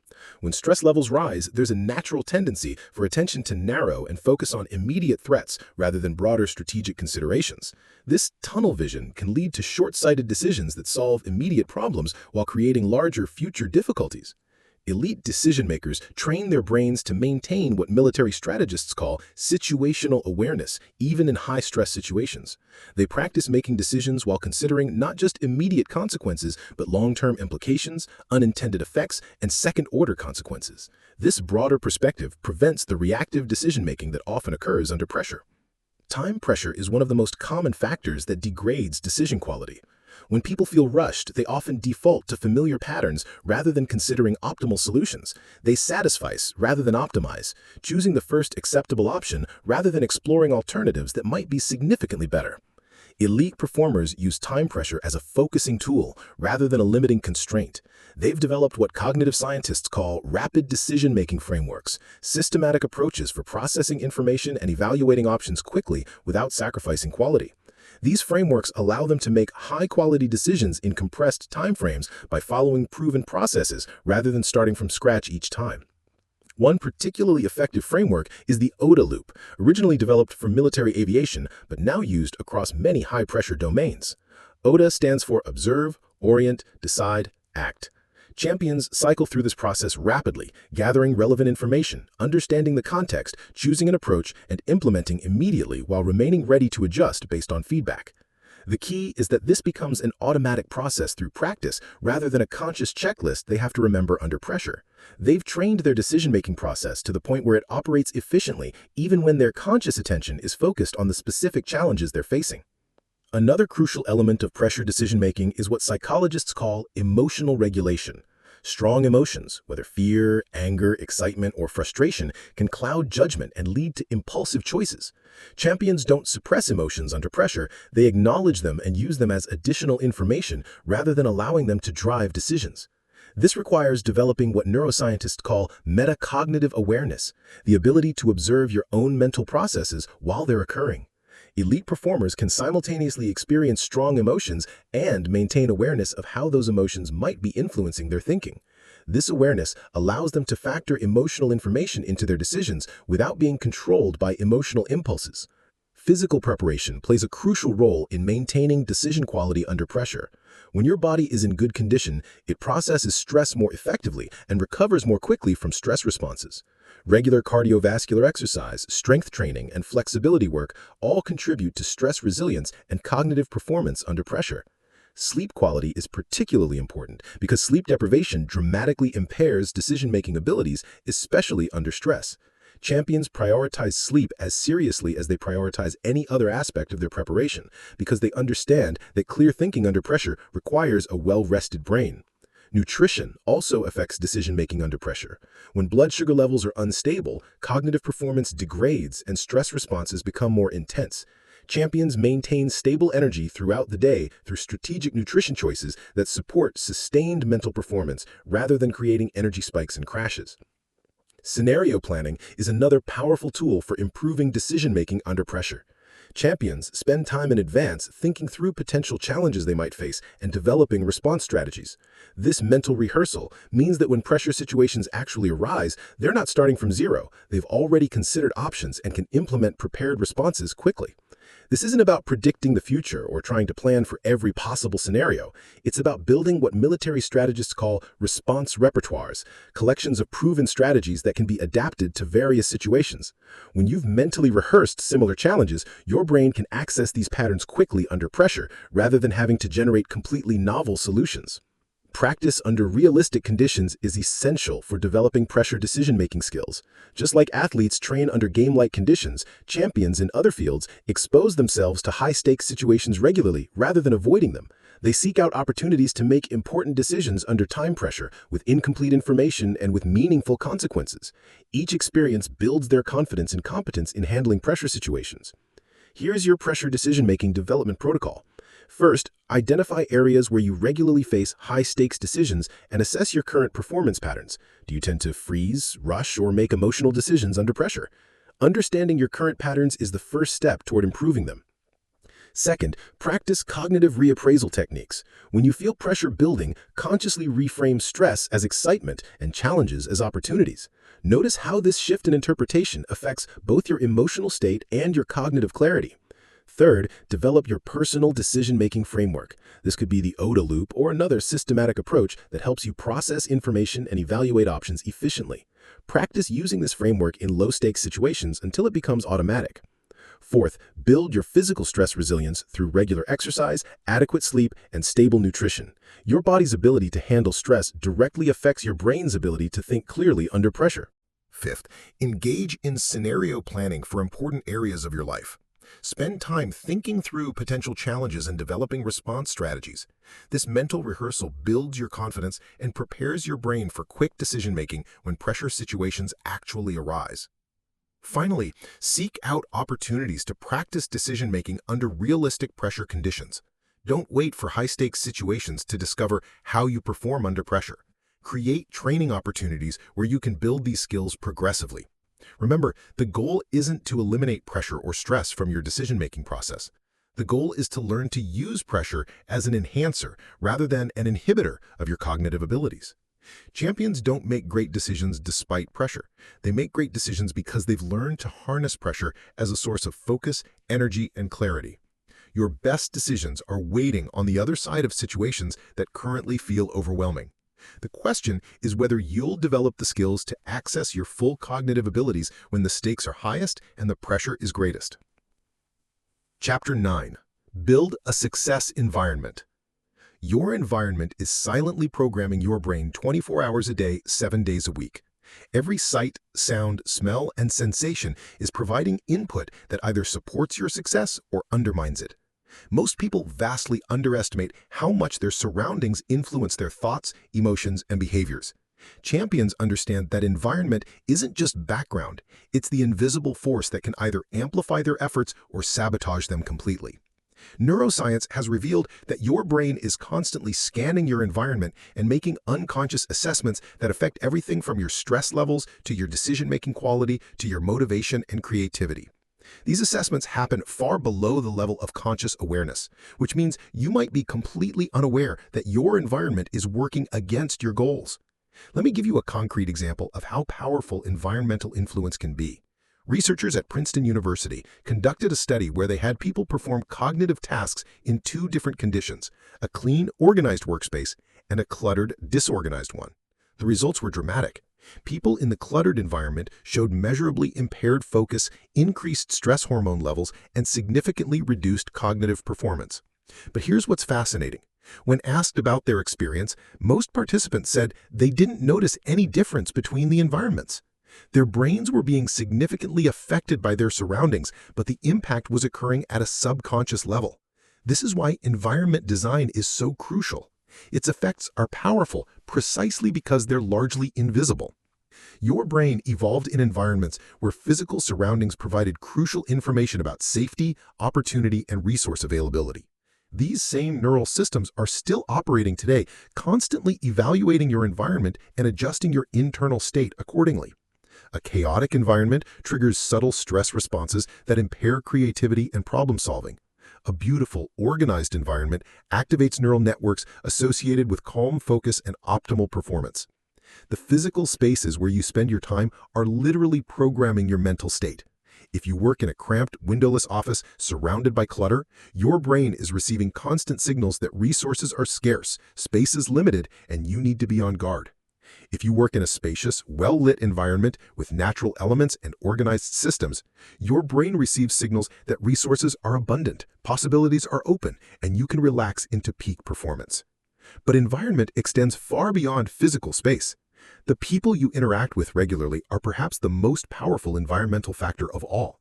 Human beings are inherently social creatures with mirror neuron systems that automatically mimic the thoughts, emotions, and behaviors of those around them. You literally absorb the mental patterns of the people you spend time with, often without realizing it's happening. If you're surrounded by people who complain constantly, focus on problems, and operate from scarcity mindsets, your brain will gradually adopt these similar patterns. If you're surrounded by people who focus on possibilities, take responsibility for results, and operate from abundance mindsets, your brain will absorb these patterns instead. This isn't about being influenced by what people say. It's about unconscious neurological mimicry that happens automatically through mirror neuron activation. Champions are extremely strategic about their social environment. They understand that the 5 people they spend the most time with will have more influence on their success than almost any other factor. They carefully curate their inner circle to include people who model the mindsets and behaviors they want to develop in themselves. This doesn't mean surrounding yourself only with people who agree with you or make you feel comfortable. It means prioritizing relationships with people who challenge you to grow, support your highest aspirations, and demonstrate through their own lives that extraordinary achievement is possible. Champions seek out mentors, peers, and even subordinates who elevate their thinking and performance through their presence. The media you consume daily is another crucial environmental factor that most people overlook. Your brain doesn't distinguish between information that comes from direct experience and information that comes from media consumption. When you regularly consume news, social media, entertainment, or content that focuses on problems, conflicts, and negative outcomes, your brain begins to see the world as more dangerous and limited than it actually is. This creates what psychologists call mean world syndrome, a distorted perception that the world is more negative, dangerous, and limited than it actually is. This perception directly impacts your willingness to take risks, pursue opportunities, and maintain optimism about your prospects for success. Champions are extremely strategic about their media consumption. They understand that every piece of content they consume is programming their subconscious mind with assumptions about what's possible, what's normal, and what's likely to happen in their own lives. They prioritize content that expands their sense of possibility, provides useful knowledge, and exposes them to examples of people achieving extraordinary results. Technology represents another environmental factor that can either support or sabotage your success. Your smartphone, computer, and other devices are designed by teams of neuroscientists and behavioral economists specifically to capture and hold your attention. The average person receives over 100 notifications per day and checks their phone more than 2,600 times a day. Each interruption doesn't just steal a moment of attention, it fragmentally impairs cognitive performance for extended periods. Champions use technology intentionally rather than reactively. They configure their devices to support deep work and minimize distractions. They create specific times and contexts for consuming digital information rather than allowing constant connectivity to fragment their attention throughout the day. They understand that their attention is their most valuable resource and protect it accordingly. The colors, lighting, and aesthetic elements of your environment also have measurable impacts on your mental state and performance. Research has shown that different colors trigger different psychological responses. Blue enhances creativity and calm focus. Green reduces stress and increases concentration. Red increases energy but can also increase anxiety. Natural lighting supports healthy circadian rhythms and improves mood, while artificial lighting can disrupt sleep patterns and cognitive performance. Champions pay attention to these seemingly minor details because they understand that small environmental factors can have cumulative major impacts on performance over time. They design their spaces to support the specific types of thinking and performance they want to optimize. Temperature and air quality are other environmental factors that directly affect cognitive performance. Your brain performs optimally within specific temperature ranges. Too hot or too cold, and your cognitive resources get diverted to thermal regulation. Poor air quality impairs oxygen delivery to the brain and reduces mental clarity. Champions ensure their work and living environments support optimal brain function through attention to these basic physical factors. Now let's talk about how to systematically design your success environment. Start with an environmental audit of your current situation. Spend time in each of your primary environments, home, work, social settings, and honestly assess how each element supports or undermines your goals. Look at your physical spaces. Are they organized and clean, or cluttered and chaotic? Do they inspire focus and creativity, or create stress and distraction? Are they designed to support the activities you want to prioritize, or do they make it difficult to maintain productive behaviors? Evaluate your social environment. Who are the 5 people you spend the most time with? Do their mindsets, behaviors, and life trajectories align with where you want to go? Do they challenge you to grow, or do they enable limiting patterns? Do they model the success you want to achieve, or do they represent the limitations you want to transcend? Assess your information environment. What media do you consume regularly? Does it expand your sense of possibility or reinforce limitations? Does it provide useful knowledge and inspiration, or does it focus on problems and conflicts? Are you consuming content intentionally based on your goals, or reactively based on algorithms designed to capture your attention? Once you've completed your environmental audit, begin systematically upgrading each element. Start with the factors that have the most impact on your daily experience and are within your control to change immediately. Physical space optimization might involve decluttering your work area, improving lighting, adding plants or natural elements, organizing systems for maximum efficiency, or redesigning layouts to support your most important activities.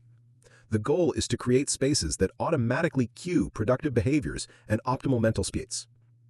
Social environment optimization might involve spending more time with people who inspire and challenge you, reducing time with people who drain your energy or reinforce limiting patterns, seeking out mentors and role models, joining communities aligned with your goals, or even relocating to be around more ambitious and successful people. Information environment optimization involves curating your media consumption to support your goals, unfollowing social media accounts that create negative emotions or distorted perspectives, subscribing to content that expands your knowledge and possibilities, and creating specific times for information consumption rather than allowing constant connectivity. Technology optimization means configuring your devices to minimize distractions, using apps and tools that support productivity rather than undermine it, creating boundaries around digital consumption, and designing your digital environment to support deep work and focused attention. Remember that environmental design is an ongoing process, not a one-time project.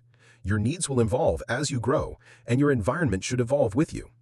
Champions regularly reassess and adjust their environments to ensure they continue supporting their highest aspirations. Also remember that you don't need perfect control over every environmental factor to benefit from environmental design. Even small improvements in key areas can have significant cumulative impacts over time. The goal is progress, not perfection. Your environment is either supporting your success or undermining it. There's no neutral ground. Every element of your surroundings is providing input that shapes your thoughts, emotions, and behaviors at unconscious levels. Champions understand this and systematically design environments that amplify their efforts rather than sabotage them. What program is your environment installing in your brain? What kind of person is it encouraging you to become? What level of success is it making feel natural and achievable? The answers to these questions will determine your trajectory more than almost any other factor. Your environment is your silent partner in success. Make sure it's working for you rather than against you. Chapter 10. Identity is Destiny. There's a fundamental truth about human psychology that most people never fully grasp. You don't achieve what you want. You achieve who you are. Your identity, your deep sense of who you are as a person, is the most powerful force shaping your thoughts, emotions, decisions, and actions. It operates like an internal GPS system that automatically guides you toward behaviors and outcomes that match your self-concept. This is why willpower alone rarely creates lasting change. When your actions conflict with your identity almost always wins. If you see yourself as someone who struggles with money, but you temporarily earn more, you'll unconsciously sabotage your financial success to return to what feels familiar and consistent with your self-image. If you see yourself as someone who's not athletic, but you start exercising, you'll find ways to abandon your fitness routine because it doesn't match who you believe you are. Champions understand that lasting success requires identity transformation, not just behavior modification. They don't just change what they do, they change who they are. They systematically reprogram their self-concept to match their aspirations, making success feel natural and inevitable rather than forced and temporary. Neuroscience has revealed that identity operates through what researchers call identity processing. Your brain constantly scans for information that confirms your existing self-concept while filtering out or minimizing information that contradicts it. This isn't conscious bias, it's automatic neural processing that happens below the level of awareness. If you see yourself as someone who's not good with technology, your brain will notice every struggle with digital tools while minimizing or forgetting instances where you successfully navigate technological challenges. If you see yourself as someone who's naturally confident, your brain will catalog evidence of your poise and capability while downplaying moments of uncertainty or nervousness. This identity-based filtering creates what psychologists call confirmation loops that reinforce existing self-concepts and make them increasingly resistant to change. The longer you hold a particular identity, the more neural pathways support it and the more automatic and natural it feels. But here's the empowering truth. Identity is not fixed. It's learned, which means it can be unlearned and relearned. The same neural plasticity that initially created your current self-concept can be harnessed to create a new one that better serves your goals and aspirations. Identity formation happens through a process called identity consolidation. Every time you act in a way that's consistent with a particular identity, you strengthen the neural networks that support that self-concept. Every time you think thoughts that align with a specific identity, you reinforce the mental patterns that make that identity feel true and natural. This means that identity change isn't about massive transformation overnight. It's about small, consistent actions that gradually shift your self-concept in your desired direction. Champions understand this and systematically engage in what I call identity-building behaviors, small actions that may seem insignificant individually, but compound over time to create powerful identity shifts. Let me give you a concrete example. If you want to develop the identity of someone who's naturally disciplined, you don't start by trying to overhaul your entire life. You start by doing small things that disciplined people do, making your bed every morning, arriving exactly on time for appointments, or following through on tiny commitments to yourself. Each action provides evidence to your brain that you're becoming someone who values discipline and follow-through. The key is focusing on the type of person who naturally achieves your desired outcomes, rather than focusing on the outcomes themselves. Instead of setting a goal to lose 30 pounds, you focus on becoming someone who naturally makes healthy choices. Instead of trying to build a successful business, you focus on becoming someone who consistently creates value for others. This identity-first approach is more effective because it addresses the root cause of behavior rather than just the symptoms. When you change your identity, your behaviors automatically align with your new self-concept. When you only try to change behaviors without changing identity, you're fighting against your brain's natural tendency to maintain consistency between who you are and what you do. Identity change requires what psychologists call cognitive restructuring, systematically challenging and updating the beliefs you hold about yourself. Most people carry limiting beliefs about their capabilities, worth, and potential that were formed during childhood or through difficult life experiences. These beliefs continue operating in adulthood, automatically constraining choices and possibilities.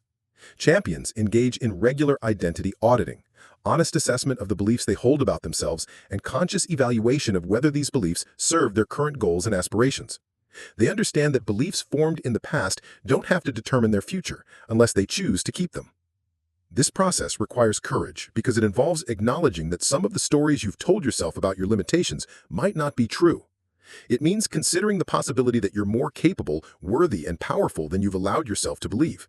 For many people, this possibility is actually more frightening than the familiar limitations because it requires taking full responsibility for creating the life they truly want.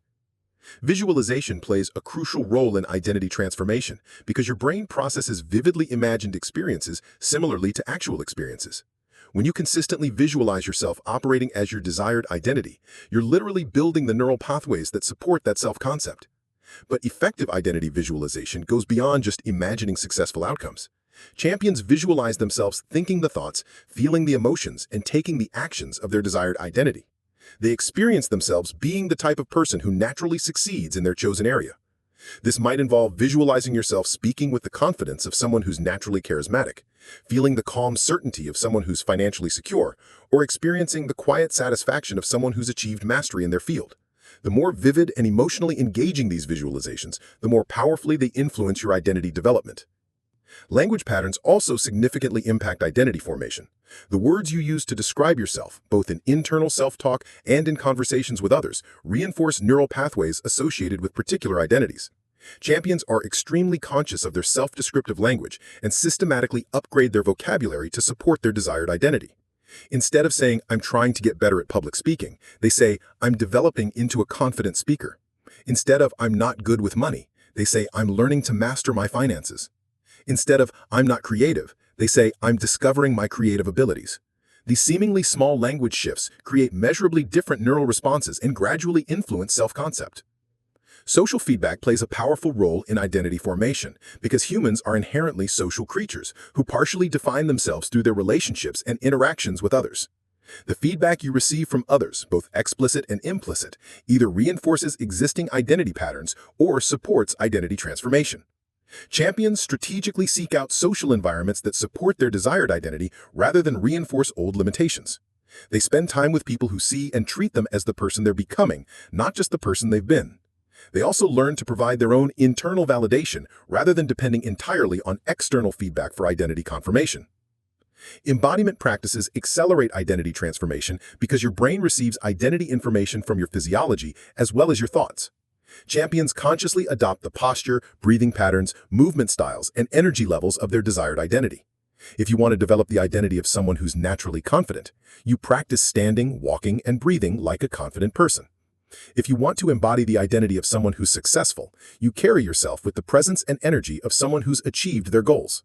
These physical practices send signals to your brain about who you're becoming and reinforce the neural patterns associated with your desired identity. Here's your identity transformation protocol. First, clearly define the identity of the person who naturally achieves your goals. What type of person effortlessly creates the results you want? How do they think, feel, and behave on a daily basis? What do they believe about themselves and their capabilities? Second, identify the gap between your current identity and your desired identity.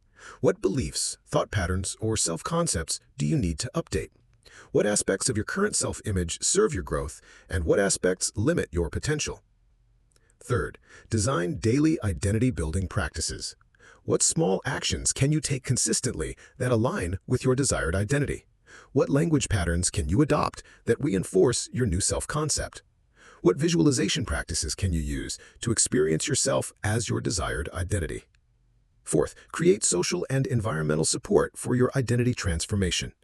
How can you structure your relationships and surroundings to reinforce your new identity rather than your old limitations? What communities can you join or create that support your growth? Fifth, practice embodiment techniques that align with your desired identity. How can you physically carry yourself as the person you're becoming? What energy and presence do you want to cultivate? Finally, be patient with the process while maintaining consistency in your practices. Identity transformation happens gradually through accumulated evidence rather than sudden breakthrough moments. Trust that every identity-aligned action is contributing to your transformation even when changes aren't immediately visible. Remember, you become what you repeatedly do, think, and believe about yourself. Champions understand that their identity is their most important asset, and they invest in developing it as seriously as they invest in developing any other skill or capability. Your future self is already within you, waiting to be activated through conscious identity development. The question isn't whether you can become the person who naturally achieves your goals. The question is whether you'll commit to the daily practices that make that transformation inevitable. Who are you becoming? Your answer to this question will determine your trajectory more than any external factor or circumstance. Choose consciously, practice consistently, and watch as your external reality transforms to match your internal identity. Conclusion: your brain, your legacy. We've traveled together through the landscape of the winner's brain, exploring the neurological foundations of extraordinary achievement and the specific mental technologies that champions use to create consistent success. But as we reach the end of our journey together, I want you to understand something crucial. Everything we've discussed isn't just information to be consumed, it's a blueprint for transformation that only becomes powerful when you implement it consistently in your daily life. Your brain right now contains approximately 86 billion neurons, each capable of forming thousands of connections with other neurons. The computational power sitting between your ears exceeds that of any supercomputer ever built. You already possess the hardware for greatness. What we've been exploring together is how to install and run the software that transforms that hardware into an achievement-generating machine. But hardware and software alone aren't enough. The most sophisticated computer in the world is useless without someone who knows how to operate it effectively. That someone is you. You are the programmer of your own mind, the architect of your own neural networks, and the director of your own mental evolution. Every technique we've explored, from neuroplasticity training to confidence building, from attention optimization to identity transformation, represents a choice you make about who you're becoming. These aren't just concepts to understand intellectually, they're tools to use consistently, systems to implement daily, and practices to refine continuously throughout your life. The research is clear. People who apply these principles consistently for 90 days or more experience measurable changes in brain structure and function.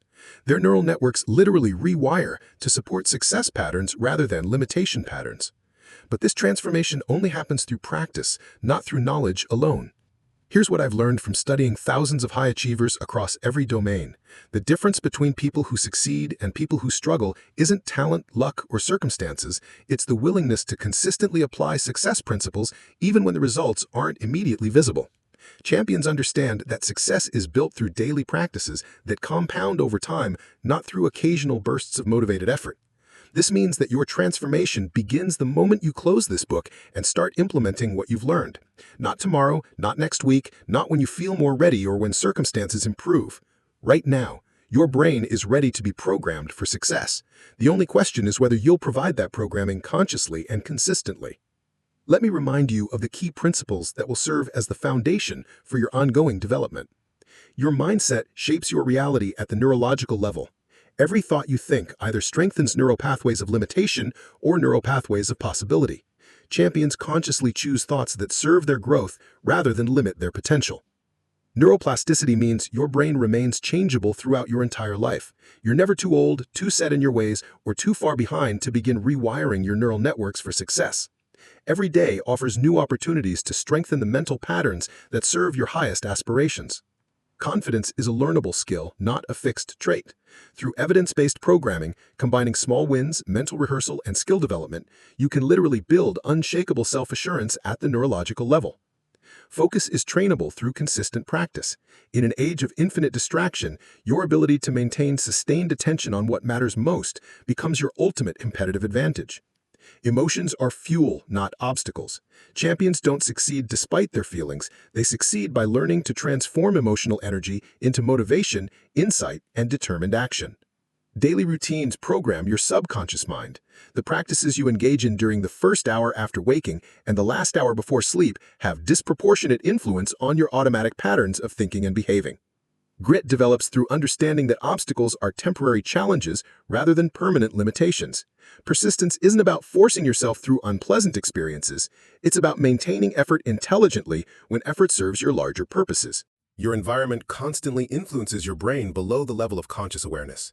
Champions systematically design their physical, social, and informational environments to support their success rather than undermine it. Identity transformation is the deepest level of lasting change. When you change who you are at the core level, your behaviors automatically align with your new self-concept, making success feel natural rather than forced. These aren't just techniques to try occasionally when you remember them. They're the fundamental operating principles of champion-level psychology. Integrating them into your daily life isn't optional if you want to achieve extraordinary results. It's essential. But let me address something important. Implementing these principles doesn't mean your life will suddenly become easy or that you'll never face challenges, setbacks, or difficulties. Champions don't live in a fantasy world where everything goes according to plan. They live in the same reality as everyone else, facing the same kinds of obstacles and uncertainties that affect all human beings. The difference is in how they process and respond to these challenges. Instead of being derailed by difficulties, they use them as opportunities to strengthen their mental muscles. Instead of being discouraged by setbacks, they extract lessons that accelerate their future progress. Instead of avoiding pressure situations, they seek them out as training ground for developing greater capabilities. This is what I mean when I say that your brain becomes your legacy. The neural patterns you develop through consistent practice don't just affect your own life, they influence everyone you interact with. Champions create ripple effects of excellence that inspire others to elevate their own standards and pursue their own potential more aggressively. When you operate from champion-level psychology, you naturally challenge others to rise to higher levels of performance. When you maintain composure under pressure, you help others develop confidence in challenging situations. When you persist through difficulties with learning and growth mindsets, you model possibilities that others hadn't considered for themselves. Your commitment to developing your mental capabilities becomes a gift you give not just to yourself, but to your family, your colleagues, your community, and ultimately to the world. Every person who develops champion-level psychology makes it easier for others to believe in their own potential and pursue their own greatness more aggressively. This is the ultimate purpose of mastering your mental game. Not just personal achievement, but contribution to the elevation of human potential. When you commit to developing the winner's brain, you're joining a tradition that stretches back throughout human history, the tradition of people who refused to accept limitation as their final answer and dedicated themselves to discovering and expressing their highest capabilities. The practices we've explored together aren't just modern performance techniques, they're timeless principles that have been used by achievers throughout history. They've been expressed in different languages and cultural contexts, but the underlying psychology remains constant. Success begins in the mind and manifests through consistent application of mental training principles. You now have access to these principles in their most refined and scientifically supported form. You understand not just what champions do, but why their methods work at the level of brain chemistry and neural networks. You have both the knowledge and the tools necessary to transform your own mental operating system. The only remaining question is, will you use them? Will you commit to the daily practices that install champion-level programming in your brain? Will you maintain consistency even when results aren't immediately visible? Will you persist through the initial discomfort of changing established patterns? Will you trust the process even when your old identity tries to pull you back to familiar limitations? Your answers to these questions will determine everything about your future trajectory. They will determine whether you remain essentially the same person with the same results and limitations, or whether you evolve into someone capable of achievements that currently seem impossible. I want you to imagine yourself 1 year from now having consistently applied these principles for 12 months. Your neural networks have been systematically rewired to support success patterns. Your automatic responses to challenges have been upgraded. Your default emotional states have been optimized. Your decision-making processes have been refined. Your identity has been aligned with your highest aspirations. How will this version of you think differently? How will they feel differently? How will they handle pressure, process setbacks, and pursue opportunities? What kind of results will they naturally create? What kind of impact will they have on others? That future self isn't a fantasy, it's a neurological inevitability if you commit to the practices that create that transformation. The brain you develop over the next 12 months will be the brain you use for the rest of your life. The identity you cultivate will become the foundation for everything you achieve going forward. This is your moment of choice. Right now, you can decide whether you'll remain a consumer of success information or become a practitioner of success principles. You can choose whether you'll continue hoping for better results while maintaining the same mental patterns, or whether you'll commit to the daily work of upgrading your psychological operating system. Your brain is ready. The tools are available. The path is clear. The only variable is your willingness to walk it consistently, one day at a time, one practice at a time, one choice at a time. Champions aren't born. They're built through the accumulation of daily decisions to think, feel, and act in ways that serve their growth rather than their comfort. They're created through the courage to become someone new rather than remaining someone familiar. You already have what it takes. You've always had what it takes. The winner's brain isn't something you need to develop from scratch. It's something you need to uncover, activate, and express through conscious practice and consistent commitment. Your legacy begins with your next thought, your next decision, your next action. What program will you run? What person will you become? What impact will you create? The choice, as always, is yours. But now you have the knowledge, the tools, and the understanding to make that choice from a position of power rather than hope, from clarity rather than confusion, from confidence rather than doubt. Your extraordinary life is waiting. Your champion-level brain is ready to be activated. Your legacy is ready to be written. The only question that remains is, When do you begin? I suggest you begin right now.